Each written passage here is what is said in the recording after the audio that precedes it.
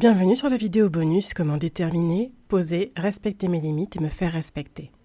Vous regardez la 5e capsule, Comment poser des limites saines dans la relation avec mes enfants ou mon enfant et faire en sorte qu'elles soient respectées.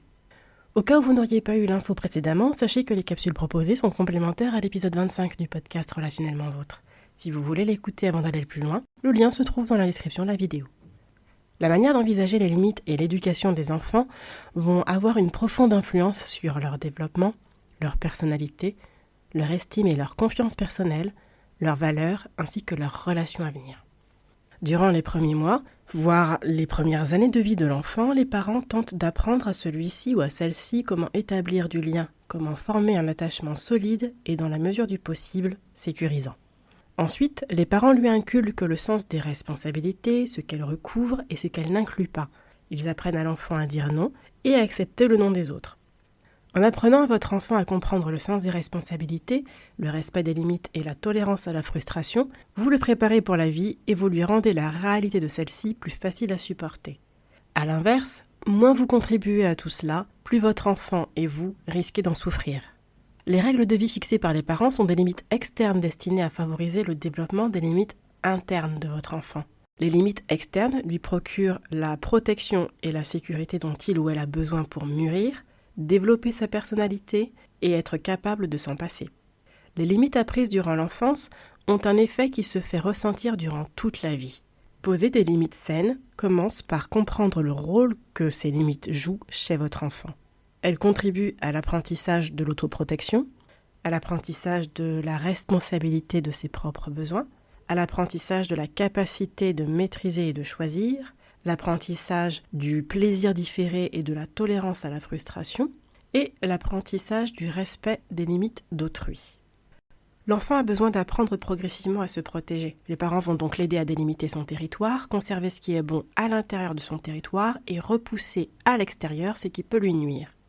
Aider l'enfant à assumer la responsabilité de sa propre protection, c'est lui apprendre à dire non, lui apprendre à dire la vérité et lui apprendre à maintenir une juste distance physique vis-à-vis des autres. Ensuite, la responsabilité de ses propres besoins. Les limites nous permettent de différencier le moi du non-moi et donc de comprendre nos besoins. Sans une claire perception des bornes qui délimitent la fin du moi et le début de l'autre, il est difficile de faire la part des choses entre nos besoins et ceux des autres. En apprenant aux enfants à tenir compte de leurs besoins et de ceux des autres, on leur apprend à prendre soin d'eux et pas uniquement des autres, ce qui leur évitera de s'épuiser une fois adultes. Les meilleurs moyens d'apprendre à un enfant à exprimer ses besoins, c'est avec des mots. Autorisez votre enfant à exprimer ses ressentis.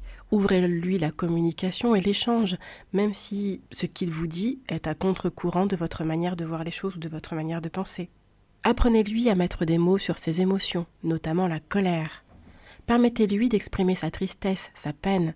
Aidez-la à faire le deuil de certaines choses, sans essayer de lui remonter le moral, ni de l'amener à éteindre ses ressentis. Encouragez-la à poser des questions. Demandez-lui ce qu'il ou elle ressent. Aidez-la à mettre des mots sur ses émotions. Amener votre enfant à être responsable de ses propres besoins, c'est lui apprendre à les identifier. Ensuite, c'est lui apprendre et l'encourager à prendre soin de lui, au lieu d'attendre que les autres le fassent. Et pour finir, c'est aussi l'amener, de manière adaptée à son âge, à assumer les conséquences de ses mauvais choix, les conséquences de ses actes. La capacité de maîtriser et de choisir. Les parents avisés feront en sorte d'aider leur enfant à réfléchir, à prendre des décisions et à maîtriser son environnement dans tous les aspects de la vie. Ça va du choix des vêtements qu'il va porter, aux options qu'il choisira au bac. En apprenant à faire de bons choix, l'enfant acquiert un sentiment de sécurité et de maîtrise de sa vie. Les parents bienveillants et anxieux voudront empêcher leur enfant de souffrir et donc de faire des choix douloureux. Ils vont décider à sa place, ce qui empêche l'enfant de développer une partie importante de son caractère, de développer son estime personnelle et sa capacité à agir sur sa vie, à amener des changements. En apprenant à votre enfant à faire des choix, il va aussi apprendre à évaluer les conséquences de ses choix au lieu d'être en colère pour les choix qui ont été faits à sa place. Ensuite, le plaisir différé ou la tolérance à la frustration. Ça consiste à apprendre à votre enfant à patienter. C'est la capacité de dire non à ses pulsions, à ses souhaits, à ses désirs présents pour en tirer davantage de plaisir ultérieurement.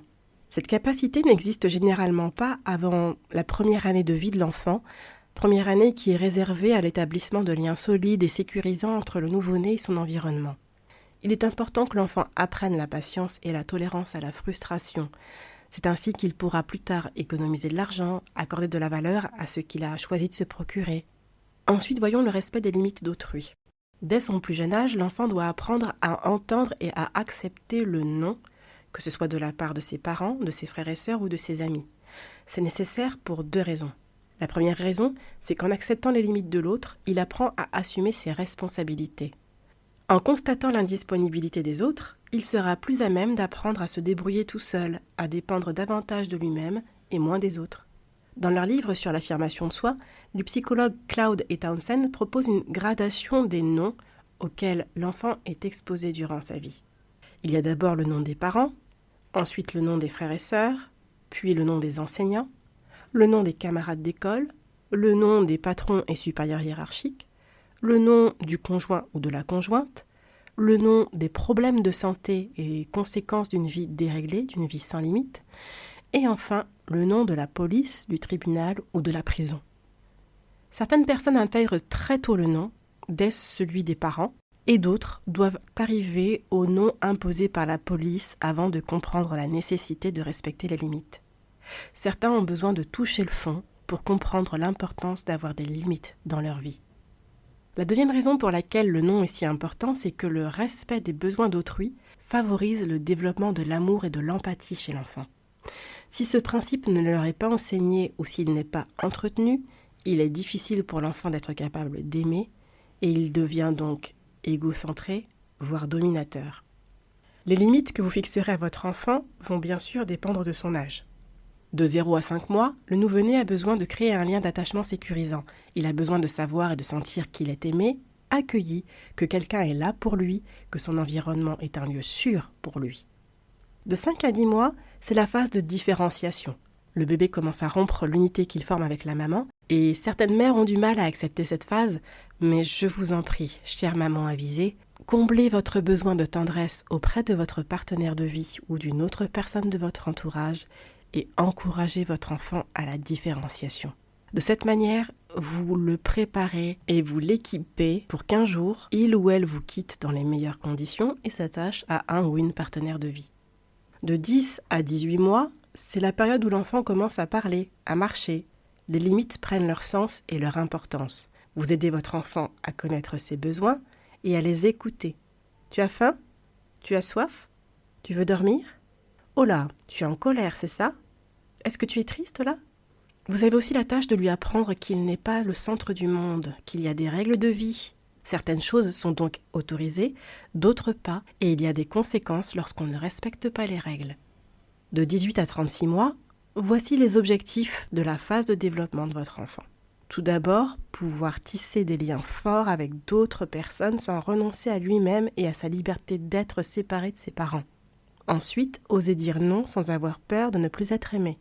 Accepter le non des autres sans se replier, ni se rouler par terre, et donc votre rôle est de lui enseigner d'autres manières d'exprimer sa frustration. Pour enseigner des limites aux enfants, à cet âge, il est important de respecter le nom de l'enfant à chaque fois qu'il est justifié, tout en étant ferme sur votre propre nom quand il s'impose. Par exemple, si votre enfant dessine sur les murs, vous lui expliquez la règle selon laquelle on dessine uniquement sur des feuilles ou sur un livre de coloriage que vous lui fournissez si vous le souhaitez. Si votre enfant recommence à dessiner sur les murs, vous lui exprimez un nom ferme et vous lui expliquez les conséquences s'il recommence. Je vais prendre les crayons, les feutres, et tu ne pourras plus les utiliser de la journée. Si votre enfant désobéit à nouveau, vous appliquez la sanction annoncée en expliquant pourquoi. Vous le laissez se mettre en colère sans franchir les limites du respect. Vous pouvez même le laisser se détourner de vous quelques instants. Une fois que la colère est suffisamment redescendue, proposez-lui de le prendre dans vos bras, consolez-le, consolez-la, et surtout facilitez la reprise du contact affectif. De cette manière, il saura qu'il y a des conséquences à ses actes, mais que ça ne change en rien l'amour que vous lui portez. Les sanctions ne sont pas censées être accompagnées d'une rupture du lien affectif. C'est vraiment important. De 3 à 5 ans, c'est la période où l'enfant cherche à s'identifier aux parents de même sexe que lui ou qu'elle, et en même temps voudrait épouser le parent de sexe opposé. C'est ce qu'on appelle le complexe d'Oedipe en psychanalyse. Il se prépare à son rôle d'adulte sexué et le travail des parents ainsi que leur manière de poser des limites est important. Gentiment mais fermement, la maman met des barrières à son petit garçon possessif en exprimant « Je sais que tu voudrais être l'amoureux de maman, mais l'amoureux de maman c'est papa ».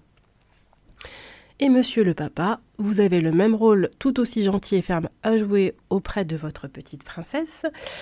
Je sais que tu voudrais être l'amoureuse de papa, mais papa a déjà une amoureuse, c'est maman.